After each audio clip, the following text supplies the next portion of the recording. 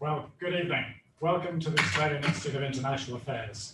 My name is Alistair Roth. I'm Executive Director of AIIA Vic, and it is a pleasure to be hosting our second hybrid event. So we have a live audience here in Dyson House, and we're broadcasting to our faithful Zoom audience.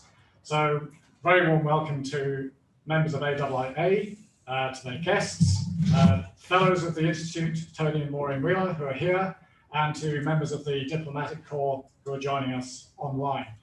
The brief housekeeping for Zoom will take questions towards the end, so please feel free to start typing your questions in the Q&A tab whenever you like. So today it's a pleasure to welcome back Zoe Daniel to come and talk about her new book, Greetings from Trumpland.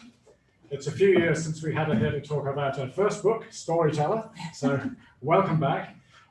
Zoe is a three-time foreign correspondent. She was the ABC News bureau chief in the US over the last 4 years or so, and that's what the book's talking about. Before that, she was ABC's Southeast Asia correspondent, and before that, the Africa correspondent. And our interlocutor today, Jim Middleton, a 50-year journalistic career. He too was a foreign correspondent for the ABC in the US in the 80s, based in Washington and New York. He then went on to be the ABC's chief political correspondent and their political editor in Canberra. So thank you both very much for coming along. We look forward to the discussion. And Jim, I'll hand over to you. My pleasure, Alistair. Thank you very much. Great to see you again, Zoe. It's been a while. What a great little book you've written here. Well, not so little either. It's fantastic.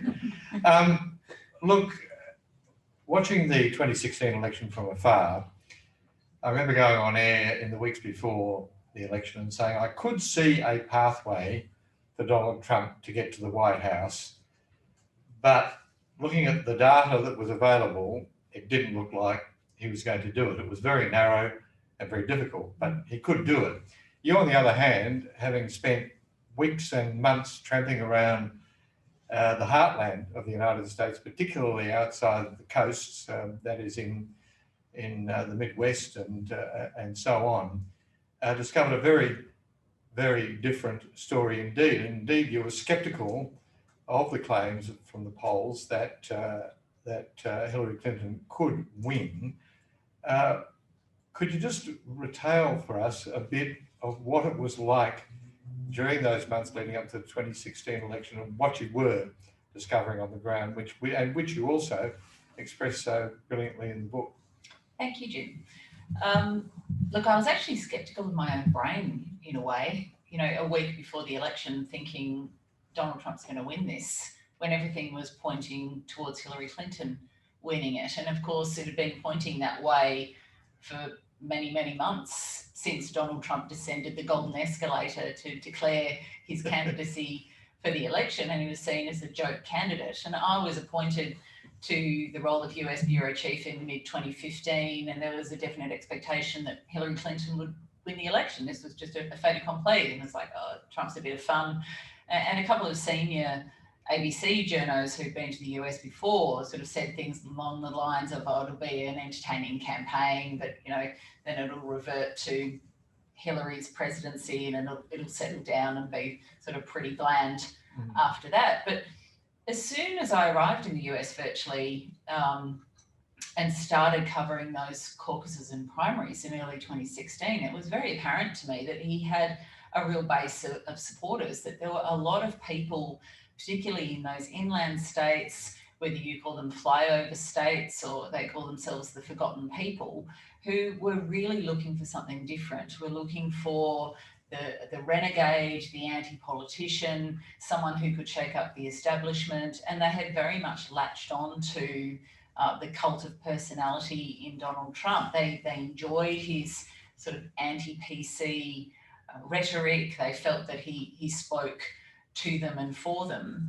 And, in a way, I feel like it was sort of the perfect storm in that you ended up with Hillary Clinton versus Donald Trump, and she's a classic establishment candidate. So she was the polar opposite to him, a woman, someone who'd been the First Lady, a senator, the Secretary of State. She had a lot of baggage. And a lot of people just don't like her. Fundamentally because of her performance as Secretary of State, because of what many people see as her enabling of Bill Clinton, fair or unfair as that is. She's just not liked by a lot of people. And then she was pitted against this renegade candidate in Donald Trump, the arch populist, who came in deliberately to shake everything up and spoke directly to those people who really have lost hope, have lost optimism for their future, who feel like their kids' future will be worse than their own. And we're looking for someone who could change that. What's interesting about this is that the caricature of Trump supporters are conspiracists, people wander around with too many guns in too many places, open carry and so on and so forth. But what's revealing about your book is, in fact, that's very far from the truth. These are regular, ordinary people leading regular, ordinary family lives. One of them, for example, quite early on in the book says, he's saying what people are thinking, but don't want to say out loud. And also, it's the Trump supporters across the country who have opened the doors of their homes to us, offered us hot meals, volunteered to pick us up from airports. When we do find Clinton supporters, we are often referred back to local campaign teams for approval before interviews, etc., etc. So this looseness, this populism, as opposed to the control and business as usual approach of the Clinton campaign, weighed very heavily, obviously, on the minds of these regular Americans. I think it did. And, that access issue, that was really stark for us. Trying to interview just a rank and file supporter of Hillary Clinton, a shopkeeper in a small town, for example, you would have to go all the way up through the Clinton campaign apparatus to get approval, just to do a simple, why do you like her? Why are you going to vote for her? What are the issues that matter to you kind of interview? Whereas Donald Trump supporters, there were no boundaries. There were no boundaries in the campaign. There were no boundaries throughout his presidency, really. But in terms of accessing those people and trying to understand them, that was a lot easier for us on the Trump side. And as you say, I think always what you see, particularly in coverage out of the US here, is going to be the extremes and the kind of sexy, crazy grabs and the most wild supporters. But many of the people that we met who supported Donald Trump were prepared to sort of pause their reservations about him around the rhetoric that he used, around language around race and gender, for example, his mobilisation of xenophobia and such, for the sake of what they thought he could deliver. And a lot of that came back to simple economics. People are worried about what's in their hip pocket. And there is a definite blame game going on still in the US about, cheap labour over the border and those sorts of things that have taken manufacturing away from inland communities, that have, crashed local economies, that mean jobs aren't available and all those sorts of things. And that's what they were expecting from Donald Trump, that he cared about them, that he spoke to them, that he could bring that back to them.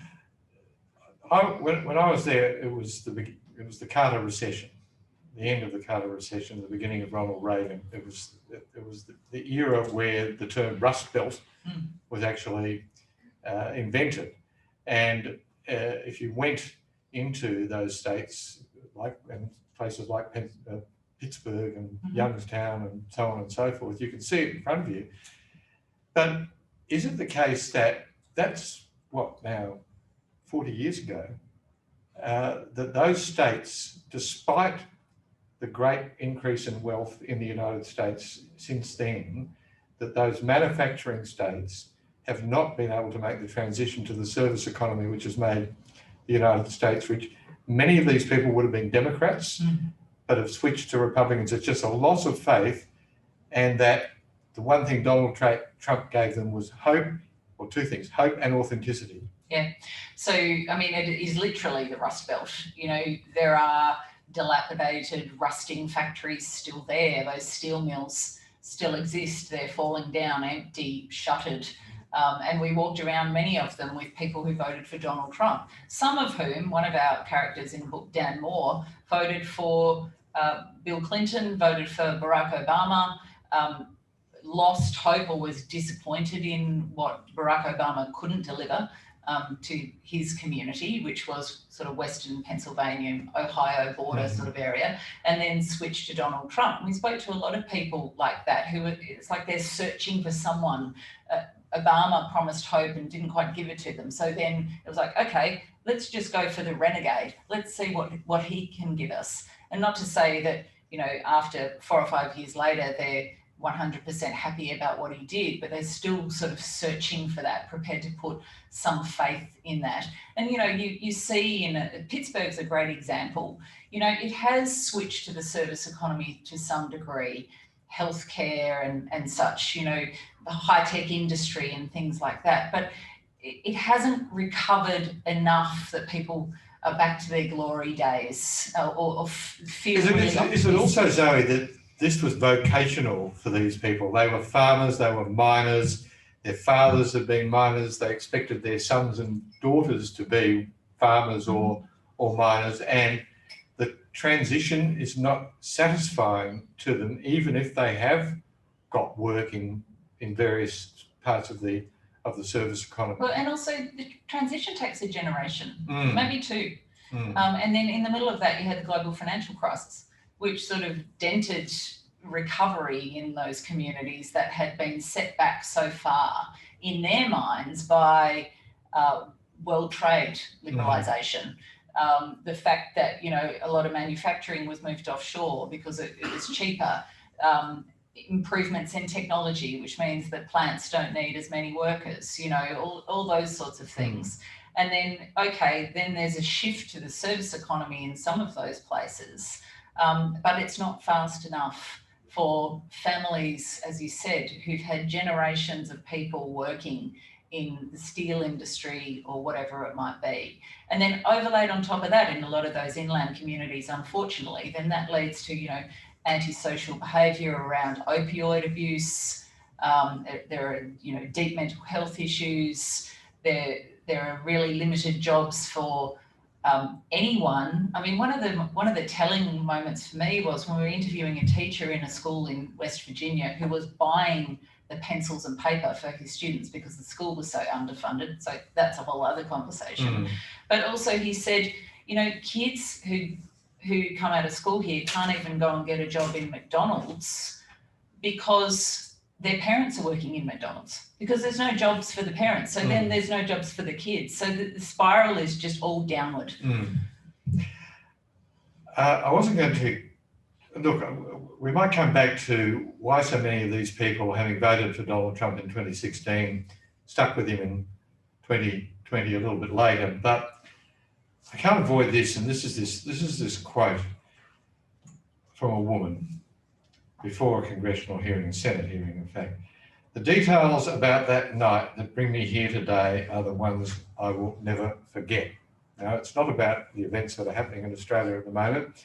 It's Christine Blasey Ford talking at the Senate nomination proceedings for Brett Kavanaugh and an argument about a historical rape allegation as well. Now, I don't want to talk about that too much, except to make this point. For the Republican Party, what Donald Trump achieved was 4 years in the White House, 2 years controlling the Senate, held on to the House for 4 years, and most importantly, got a conservative Supreme Court for the first time really since Reagan. Is that really his crowning and lasting achievement? Is that what his presidency will be remembered for? Yeah, I mean, that's Donald Trump's legacy, I think, because, and you know, the people in this room will have some understanding of this perhaps, but I don't think Australians necessarily get it, that if you have a Supreme Court that is swinging one direction or the other, be it conservative or progressive, you can achieve generational change for decades in US. Well, as we saw with Roe versus Wade, for Right. example, and the prospect for it's now being reversed, does it also have something to do with the fact that the United States has a Bill of Rights? So it means that so much of its legislation is very, very justiciable, that the key issues are resolved in the Supreme Court, matters of principle, matters of policy, which we don't see in Australia? Yeah, perhaps. I mean, abortion is really central to this. And, you know, you talk about Roe versus Wade. I mean, people ask me, well, how do evangelical Christians back Donald Trump? Like, those two things just seem to be completely sort of juxtaposed.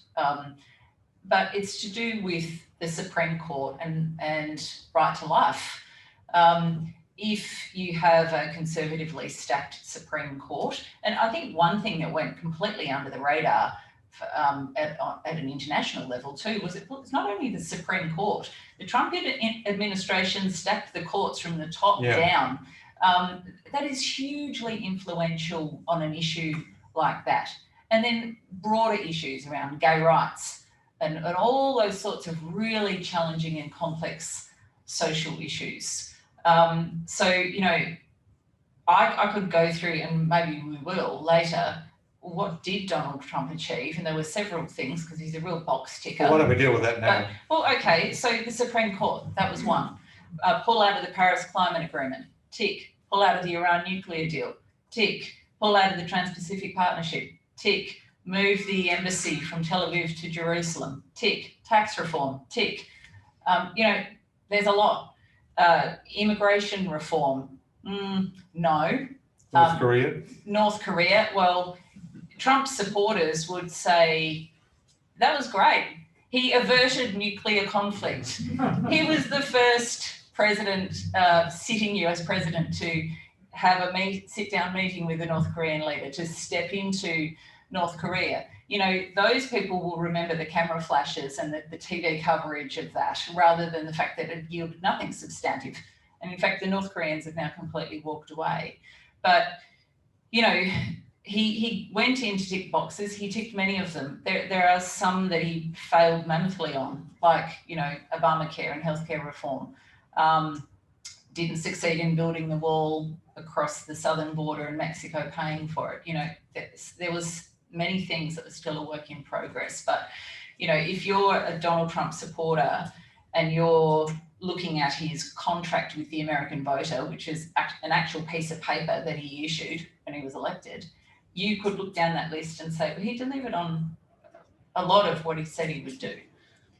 We might get back to some of the substance of what your book contains, but I think one thing, or that some, at least, of the audience who are here and watching would like to know, is just what it's like being a foreign correspondent in the United States in an era of 24-hour news. It was hard enough for me back in the day where I was just filing for radio and for television, and you still dreaded those 3 a.m. phone calls because you knew the news wasn't going to be bad, it wasn't going to be good, as you point out in one or other of the school shootings, I think it was. But just what is it like when you've got this relentless hourly deadlines across a range of media, not just television, but radio and also online coverage as well? Absolutely relentless. It was just nonstop. I mean, I really do feel, and I often say that, you know, when you accept a posting as a foreign correspondent, you start the job as soon as you land in the country, and you don't actually clock off until you leave several years later, because you are on all the time. You're like a coiled spring waiting for something to happen. But also, I mean, as you say, I started as a radio journalist, doing radio only. Through the course of the 27 years that I worked for the ABC, I went from radio to television, then doing both of them at the same time, then adding digital, and then adding a 24-hour news channel, so that not only are you having to file to radio bulletins on the hour, deliver text for the website and photos and perhaps video, write and cut a television story, but you also have to be talking on the TV at the top of every hour when something major is happening. Does it frustrate you? Do you think it? I mean, I know, for example, there was a very good, I think, foreign correspondent that you did in Alaska, for example, and there were longer form pieces you did for 7:30 as well. But did it frustrate you that you weren't able to spend as much time doing those sorts of things which got the story below the story, as it were? Absolutely. Yeah. And, you know, it's very difficult in a small bureau for it, because on top of everything I've just said, then you have the Trump factor, tweeting, you know, 24 hours a day. And especially in the first couple of years, the media was so reactive to everything he said. So he was like chasing your tail on that. So it's very difficult to take either myself or one of the other reporters out and say, go and spend a month making a 30-minute piece on something that's really substantive. Because, you know, as well as all of those demands that are pre-existing, then Donald Trump, then you have school shootings, mass shootings, Orlando massacre in the nightclub, Vegas, earthquakes in Mexico, hurricanes back to back one year. I think we had 3 or 4 hurricanes in hurricane season. So it's not like nothing else is happening. You're not only covering US politics, we're covering the whole of North America and, to a degree, Central and South America as well. I mean, I went to Venezuela at one point, which was one opportunity where I was able to step out for a couple of weeks and do something that was very challenging to achieve, but very worthwhile and substantive. But those moments were rare. And thank heavens for the locally based staff, of whom one, I think, Roscoe, is your co-author. Without them, it would have been absolutely impossible, wouldn't it? And I know it wasn't my case. Excuse me, I can see from this. Correspondent is only as good as their producer or fixer, Jim. Thank you very much for reminding me.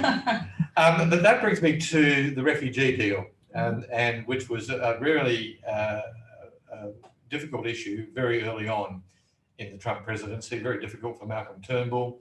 This was the deal that Turnbull had negotiated with Barack Obama to get asylum seekers off Papua New Guinea and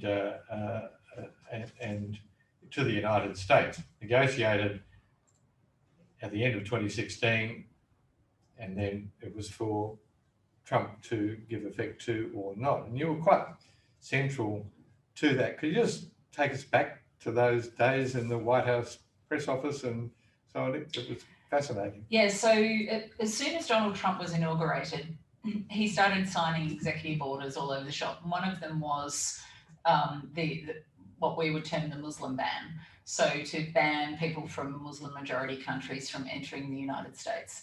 So I was sort of instantly on a plane to Chicago, where the airport was shut down and there was chaos because people were kind of not being allowed in or out and no one knew what was going on.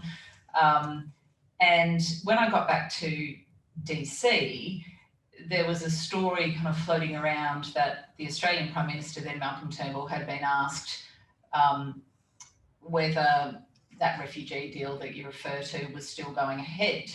And he said that he'd had a conversation with Donald Trump by phone and that the Trump administration was going to allow the deal to proceed. This was sort of seen as a big victory politically for the government here. But it didn't seem to make sense to me, in the sense that the refugees who were coming were from the same countries that Donald Trump had just banned. So it was not going to look good for the new administration to be letting several hundred people from those countries into the States. So Sean Spicer, very short-lived press secretary, was there at that point, and I asked him about it in the press briefing at the White House, and he answered that yes, we're going to let it go ahead. This was quite surprising. So went back to the office, reported the story. Stephanie March was one of the other correspondents. She already picked it up and filed radio and all the things, and I'd been on TV talking about it. And then I got a call from someone else at the White House to say, oh, is this the Australian journalist who asked the question in the briefing? Is this Zoe? And I was like, yeah, who is this? Oh, this is so-and-so from the White House press office. I was like, I just want to let you know that that's not really right, what Sean Spicer said. The president hates the deal, really doesn't want to let these people in. He's really angry about it. He's furious, thinks it's a terrible deal. So he's still considering whether we'll actually do it. And I was just like, but Sean Spicer just told me in the briefing, and she said, oh, he has no idea what's going on. And this is sort of emblematic of the sort of very chaotic early days of the administration. So then I had to go back on TV and say, okay, so we reported this because we were told this, and now we've been told this. And then Malcolm Turnbull went on 7:30 and did an interview where he was asked about it. Stan Grant was presenting. And he sort of cast aspersions on our reporting, saying, oh, in effect, fake news, you know, this is unsourced information from the White House. Donald Trump told me it's all good, it's all going ahead, that's all fine. I can only assume, because Trump used to excessively watch those briefings, that he was watching the briefing. And of course, when I asked the question, he was really angry because he didn't want this deal to happen because it went totally against everything he was trying to do. And then, as history will show, I think it was the next day, the transcript of the conversation between Trump and Turnbull mysteriously leaked to the Washington Post. Can't imagine where that came from. Yeah, and it ended up very apparent that Donald Trump didn't like the deal. He called it a dumb deal, stupid deal. Australia's trying to export the Boston bombers and all those sorts of things. So it sort of turned into this huge ruckus. But also the other thing was that there was a case of, as far as, not only did you upset the White House, you upset Malcolm Turnbull because it became a case of shooting the messenger, wasn't it, from Malcolm? It was so strange. And, you know, I mean, it's not in the book actually, but I've just remembered that Penny Wong was actually in DC that day, and someone from the embassy turned up with her to do an interview that evening, and I had stayed around to set her up in the studio, and Penny Wong walked in and she's like, what the hell did you do? I just said, I don't know. I just asked a question, like quite a straight question in the press conference, and then the whole thing just exploded. But we hark back to it in the book to say, I think about half of those refugees from Manus Island did end up getting into the US, despite Donald Trump's extreme vetting that he said that they would put them through. But in the end, the administration did allow it. Was this emblematic of the difficulty that Australia, as a very, very close ally of the United States, felt in dealing diplomatically with the Trump administration? Was it possible to conduct diplomacy in the conventional sense, or was it really all down to Greg Norman and golf courses? I think it was very different. I don't think anything was kind of traditional or as you would expect it to be. You know, even in terms of, as a journalist, if you need to find something out from the White House or, you know, check a fact, there's, you know, a sort of a path that you would follow to do that. That just didn't exist. The staff turnover was so high too that you'd spend a lot of time cultivating contacts in, like, the National Security Council, for example, and be like, oh, I've got this great guy. Next minute, he's sacked. So then you'd have to start from the beginning. And I think, you know, the Australian government, to its credit, recognised that very quickly. You know, Turnbull, I think, managed to, well, he perhaps had enough of Trump's measure in that phone call to push back. Mm-hmm. And Trump, I think, respected that. And then, you know, Joe Hockey came in, replaced Kim Beazley as ambassador. And perhaps just in a personality sense, that worked. The right person for the right time. Then, of course, there's the Pratt connection too, which I think was pretty darn significant as well. And its apotheosis, though, was that extraordinary performance where Scott Morrison was co-opted by Trump at some cardboard factory or something in the Midwest, which shows you the risks of that form of interaction as well.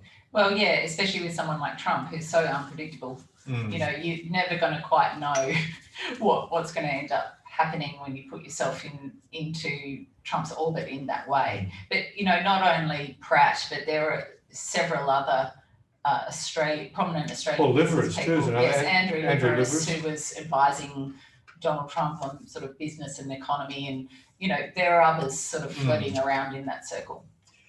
A little bit more journalistic practice. One of the great things about this book, Zoe, is just it's littered with fantastic anecdotes from a huge range of ordinary American citizens. And I'll regale the audience now with an anecdote I've told you. Robert Penfold, a veteran Channel 9 reporter, served in the United States for many, many years, and then had a period where he was in London. And I ran into him in London, outside 10 Downing Street. And I said to him, "So what's the difference, mate, between reporting in the UK and reporting in the US?" And he looked at me and he said, "If you put in 100% in the US, you get 110% back. If you're reporting in the UK, you put in 100%, but you get 90% back." And this ability of Americans, the expectation at all levels that they will talk and that they will have something to say, even when they're trying not to tell you something, is really quite remarkable. How important is the American character, do you think, in terms of your ability to report, and very different, of course, from your experience in Asia and Africa, obviously? Yeah, I mean, Americans are so fun to work with as a journalist because, you ask them something, they'll answer. And they'll answer, with personality, usually. And people from all walks of life will be engaged in what's happening politically. They'll have an opinion. I would say, though, that compared to my time in Southeast Asia, the access for journalists, foreign journalists, to politicians in the US is quite fraught. Because, if you're a member of Congress or a senator, there's no real upside for you in talking to a foreign reporter. There's only potential downside. If you say the wrong thing, it ends up on global news. So why would you even talk to them? There's just no point. If you manage to be at a dinner, sitting next to the right person and can ask them the question, you will get an answer, and then that's a great chat. But trying to go in the front door with politicians in the US is quite difficult, and much, much harder than I found it in Southeast Asia, where Australia is a real player. It's important to Southeast Asian leaders to get, up their heads up in Australian media. American politicians don't care about that. Now, this may be the case for ordinary and regular Americans, and indeed officials as well, but quite clearly the experience of the American media with the Trump White House being called the enemy, purveyors of fake news. They never really quite got the measure of Trump, did they, and how to manage these outrageous lies and just the continual barrage of material. Do you think they actually got closer to being able to operate with effective journalistic principles by the end of Trump? I think they definitely got better at it. They got a lot more bolshy about it, about fact-checking him kind of live. And also, certainly by the end of the presidency, there was the simple case of just not taking everything that he said live, which, obviously his whole campaign rested on the fact that every time he opened his mouth, it was on live TV. Every time he tweeted, it was everywhere, including on our website and news. So, he had the full attention of everyone. Towards the end, a lot of those big American news organisations like the Post, the Times, CNN and such, they put on huge amount of staff just to deal with Trump. And to be fair, I mean, media is not, in the greatest of states when it comes to its sort of economic stability or financial stability currently. But Donald Trump did a lot for those organisations. I mean, all of their subscriptions went up because people want to watch and listen to and read about Trump. And so it actually boosted their coffers to the extent that they could then resource against him in the sense of fact-checking him and things. But, I mean, I sort of felt, and I think it's kind of apparent in the book that, Twitter particularly was his uncurated news feed for the bulk of his presidency. And to me, it was kind of the supreme irony that after all of his mobilisation of skewed facts, misinformation, undermining truth, fragmenting trust via Twitter, that in the end that was taken away. And that, you know, that's his preferred megaphone, and that's a real problem for him. For Australia, with Biden now in the White House, the fact is that the United States is less powerful than it was 4 years ago, less respected internationally, less powerful in particular in the Western Pacific, which is our backyard. Will Biden be able to provide for allies like Australia the kind of security which we have come to accept over the past half century? Or is that time past, and do we have to look at this, our relations with the region, and particularly with China, differently as a consequence of what Trump did and didn't do? Yeah, well, you know, I know some commentators have said that in a way the Trump administration provided an opportunity for Australia to reassess its relationship with the US and its reliance on the US, and to, you know, look close at home and to look to China and to sort of reconsider those relationships and how to manage them. Not to say that's happening very successfully currently either, but, you know, to just approach it differently through a different lens, in a sense. You know, other contacts of mine who work in defence, for example, would say nothing really changed on that front, because that kind of operates separately to the administration. That, you know, that mateship relationship that this government, this Australian government, has been really pushing, you know, in terms of the marketing of how we see our relationship with the US, still exists. That nothing's altered. That the Defence Force chiefs have still been talking to each other just as in the way that they always would have. But, you know, then others would also suggest that Democrats perhaps have a more Atlantic focus than a Pacific focus. You know, that Republicans tend to sort of look towards the Pacific. So from that perspective, it's not good for Australia to have Joe Biden. And, you know, I don't know if that's true, because some people will shoot down that thesis. But one thing that I would say is that Donald Trump really damaged the relationship with Europe. And that's going to require some rebuilding by Biden. So it's a question of, well, how much time does Biden actually have? You know, I mean, it was a delayed entry for the Biden administration. He's still even sorting out his cabinet. He's likely to be a one-term president. It's got a divided country. It's post-Trump era. You know, how much time is there to spend during that presidency on the Asia Pacific, Australia, and that relationship? Just moving forward, and we will get a chance for questions. I can see them rolling in, so I won't take up too much more of your time. Okay. But we were talking before about Trump's attraction in 2016, and I said I'd come back to this question of why did so many of those who had voted for him in 2016 stick with him in 2020? Was it simply that checklist that you went through earlier, or was there something else, do you think? Well, it's three things. It's the checklist. So he was kind of partly way through it and was a work in progress.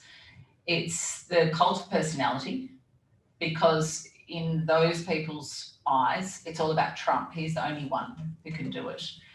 And the final thing is that not all, but many of those people who support Donald Trump feel that Democrats never accepted what was a legitimate democratic process, that he was elected, and that they then spent the entire presidency trying to get him out by nefarious means in the minds of those supporters.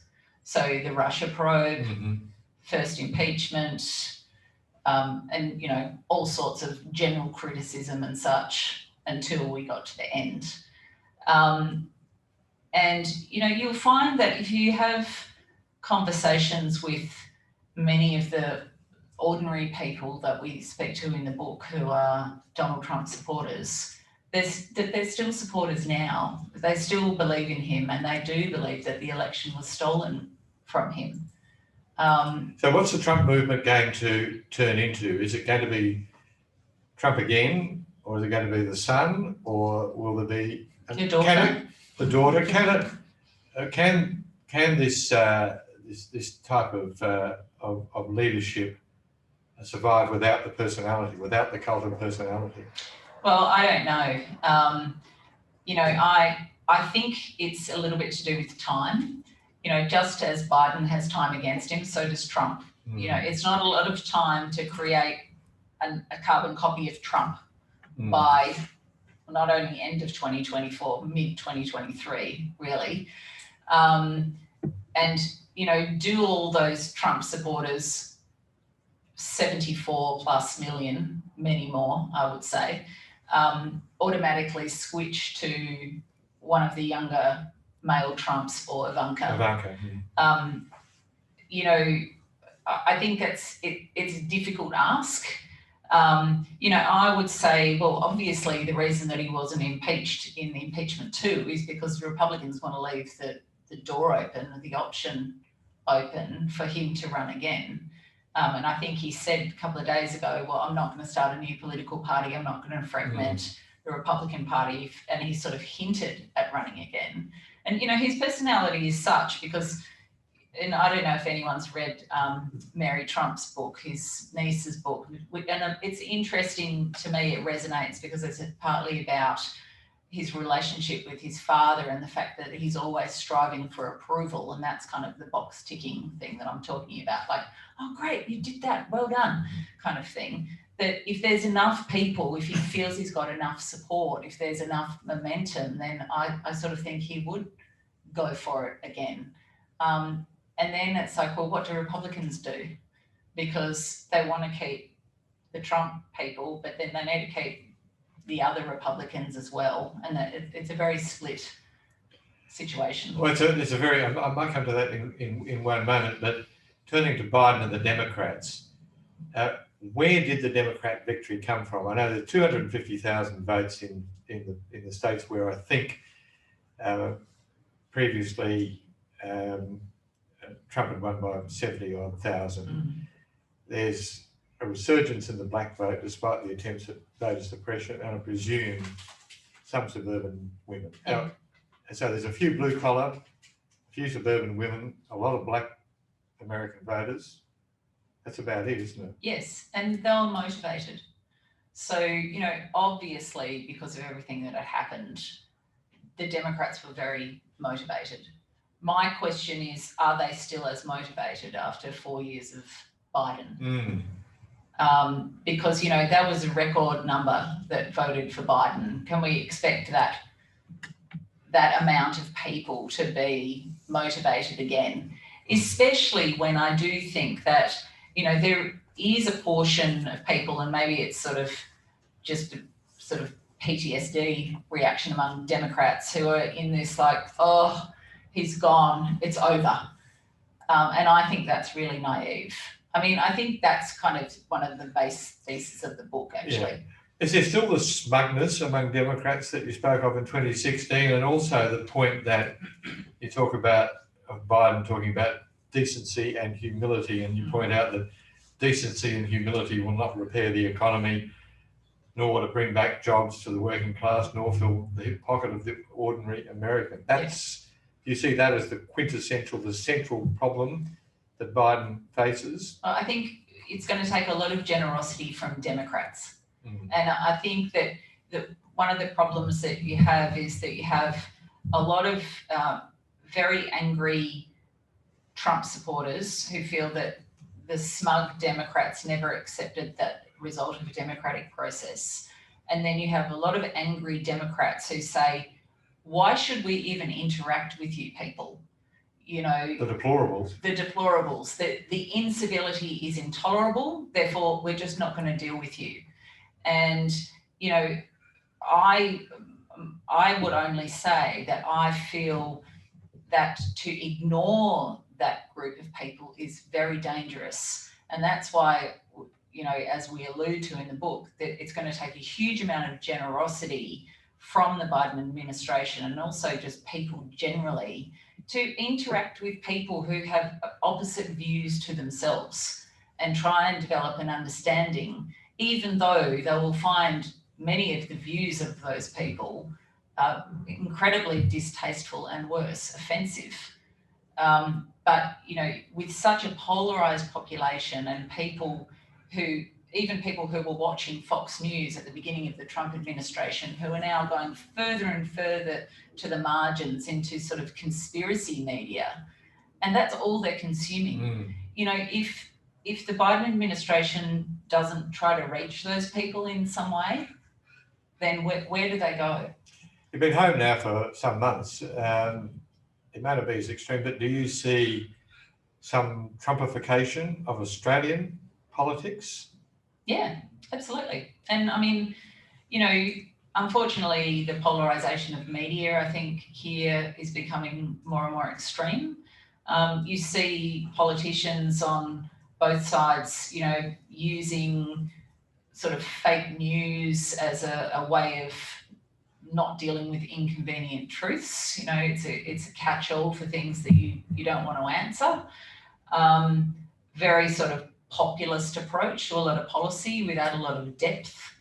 And again, I mean, you've seen politicians... And a divided community too. And a divided community where people are finding it increasingly difficult to have civil conversations with people who have different views to them. This is really problematic. Look, I have heaps more questions and I may come back to them, but Alistair, we might get a few from the floor or what have you. I might let's pass it. If I grab that one. Oh, we're going to do it that way. Okay, there you go. Yeah, excellent. Let's see. Never take a microphone away from the journalist. Thank you very much. And just I'll pitch in a couple and maybe just hand back to you. But just back to Trump. It's often been claimed that the media couldn't distinguish between Trump the man and his policies. Do you agree? And what's the impact of him now not having his voice of Twitter impact on that? Well, yeah, I mean, the impact of not having the unfettered access to Twitter is huge. I think he's had his voice taken away, at least temporarily, because no doubt he'll find other ways. I do think the media, us included, were kind of caught up in trying to keep up with Trump, especially in the first year of his administration, rather than trying to get ahead of it. It was so reactive. And, you know, I've thought quite a lot about this sort of idea of chaos theory, that, you know, if you deliberately employ chaos theory, you can control the narrative and the conversation because everyone is following you rather than setting any other kind of agenda. So, you know, Jim asked whether it was frustrating not being able to go out and do other stories. Well, you know, that was one thing that kind of fell by the wayside. We couldn't go and do deeper, substantive reporting on issues because we were too busy trying to interpret Donald Trump's tweets. So that was an evolution for the media, I think. And as I said, the media got a lot tougher on him in the end, as did the social media giants in a way. But, you know, the horse had well and truly bolted by then. Absolutely. And how do you see the US being affected by Trumpism over the next decade or so, or the future of US politics with QAnon and the far right?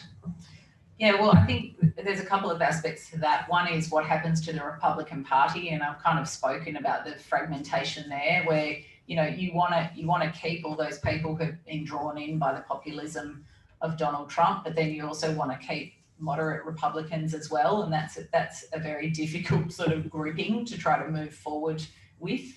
And then also, as Donald Trump's more extreme supporters flee to those kind of fringe media outlets, then all it does is reinforce all of those conspiracy theories, and things kind of escalate to an even more out there kind of level in terms of what people are consuming and believing. And one of the other, I think, deep themes of the book is just how dangerous this situation is that we're in, where facts have become a matter of opinion. Everything is debatable now. even stuff that is, true. So pulling that back is really hard. I know you possibly don't like to make predictions, but do you have any for the 2022 midterm elections? Oh, well, I do, but I don't know if I want to voice them. I'm a bit superstitious about this, but I do not like to make predictions, although I kind of wish I had in 2016, because I would have been right. I don't know. Yeah, my feeling is, like, just as a complete off the top gut feel, is that Trump supporters will come out really hard in the midterms. But the thing is that midterms are really difficult to judge in comparison to a presidential election, because obviously people are voting for very specific candidates on local issues. So it's much harder to kind of get a theme or a sense of where the wave will move with midterms than with a presidential poll. I'm just trying to figure this out. I've got another question. Just you've talked before about the gun lobby, or having to go and even do sort of shooting at a range to see what it's all about. Yes. Do you think the gun lobby is ever going to lose its clout? Well, the NRA is having all sorts of financial issues, which is encouraging, but and that's just very much a personal point of view. But yeah, I did actually. We did a story where I went to visit my cousins who happen to live in Utah, who've grown up very differently to me and have grown up with guns. And my cousin, who's the same age as me, took me to a range, and I shot an AR-15, and we talked a lot about why Americans are attached to their guns, and I learnt a lot from that. But gun rights are so fundamental in the US, similar to states' rights there. It's a very deep cultural issue, very different to in Australia. So you've seen the sort of rise of militia groups with the concern that, for example, federal government will try to take over states and things like that. Like there's a very deep-seated sense of needing to have weapons to maintain your independence. So even without the NRA, I can't see that eroding anytime soon. Right. Yeah, just pass it. Swap back again. Oh, go that way. There we go. We'll just go back to Jim. It's just on that question. What we saw on January 6th around the Capitol with armed militia, effectively, they weren't all the demonstrators, but they were at the heart of it and doing the most of the organisation. Do you think that was one eruption, or do you think it's really possible that we could see similar events in the near future? Well, we will if something doesn't change. So, I mean, I don't know about the near future, because, I was struck, Jim, that I've spent a lot of time in Myanmar when I was reporting in Southeast Asia, and, I reported on the 2010 election and then the release of Aung San Suu Kyi and the sort of early opening up of Myanmar. You and I were there together for some of that. It was such a glorious time to be a reporter, to be reporting on something so positive. But, when you observe it over time, you see, okay, it opens up, but there's still a lot of repression and the changing, a version of change in a political system. It's very slow, and a lot of people fighting that. And it's no different, when you look at the US in regard to this division and the sort of angst and combativeness that's going on right now. And often I feel in news, you'll see a spike of something and then it just goes away as if it's disappeared, but it's still just there under the surface. And then all it needs is a push. It's like Black Lives Matter. Then you see that spike again and then it goes away. But it's a question of whether each time it spikes, it escalates to the point that it's a huge explosion. I mean, January 6th was a pretty huge explosion. But getting back to Biden reaching out and being generous and all those sorts of things, and then where are the lines around who you reach out to? Are you seeing any signs that indeed he is doing that? And are there things he can do that can minimise that sort of awful form of dissent? Well, for me, it's just literally going and talking to people where they exist. And then, but that poses a really interesting set of ethical questions about sort of boundaries for the Biden administration. You know, if where the people on the margins are existing are in QAnon or are watching Newsmax or, you know, existing in these really fringe kind of conspiracy oriented spaces, do you go into those spaces to interact with those people, or is that a bridge too far? And if you don't, then how do you sort of bring them back from the brink there? You know, I think people would say Joe Biden's a good guy. Like, he has good intentions. Bit of a plagiarist. Right. But, and it, you know, words are great.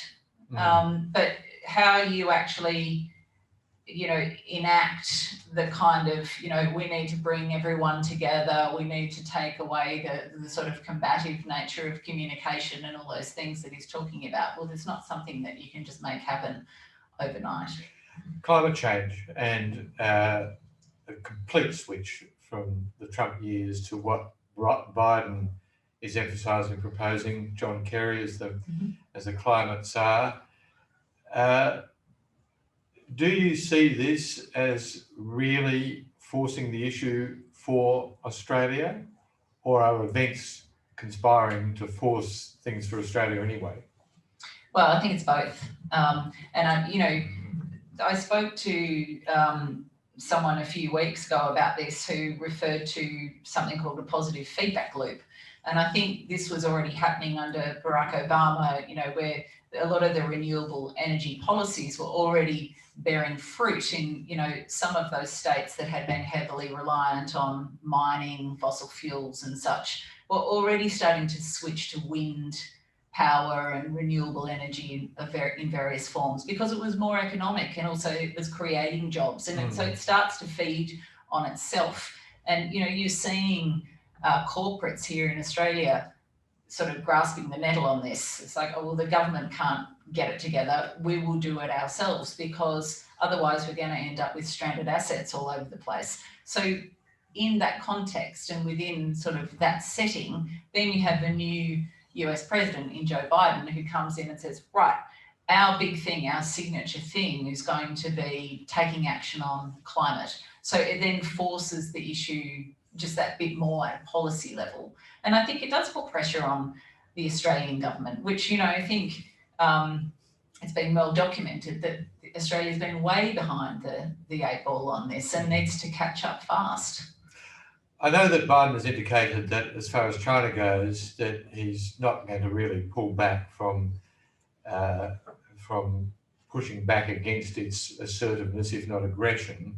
But I do wonder whether climate change is an interesting counterfactual as far as this goes. The Chinese have massive problems with pollution, which translates into a great deal of agitation at the grassroots level about that, and it sort of becomes conflated in Chinese eyes with climate change. Is there a possibility that a diplomat of the sophistication of John Kerry can find a way through this thicket, where so despite the antagonism that's clearly there between the United States and China, this is something on which they can agree, which provides an opportunity for some very interesting diplomacy in the years ahead? Yeah, I mean, wouldn't that be great? Maybe you should go work for them and suggest that. But I mean, there's some common ground there, right? That everyone's got to deal with this. I mean, in a way, I feel like the first part of what you said, that Biden said he's not going to sort of back off from pushing back on China.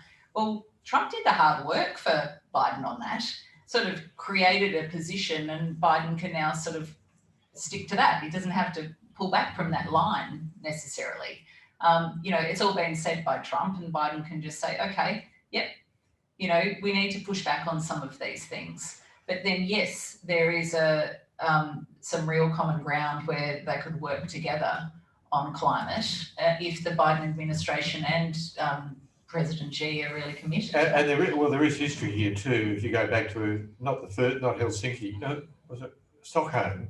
Obviously, that was part of Kevin Rudd's downfall. But if you move ahead, Obama and Beijing and Xi did forge ahead with that as far as that's concerned. So there is a possibility of using that as a template. Well, especially when, as you sort of already alluded to, you have things overtaking government policy anyway. You know, I just heard on the radio yesterday that Volvo said, I think, that they won't make anything other than electric cars after 2030. Yep. So, you know, companies, business are already well onto this. The government kind of just needs to catch up with the program. And we've come to the end of our program. Zoe, it's been great talking to you again, not just in a cafe or in a bar in Hanoi, but after producing this, buy this book. It is great. Thank you. Thank you very much.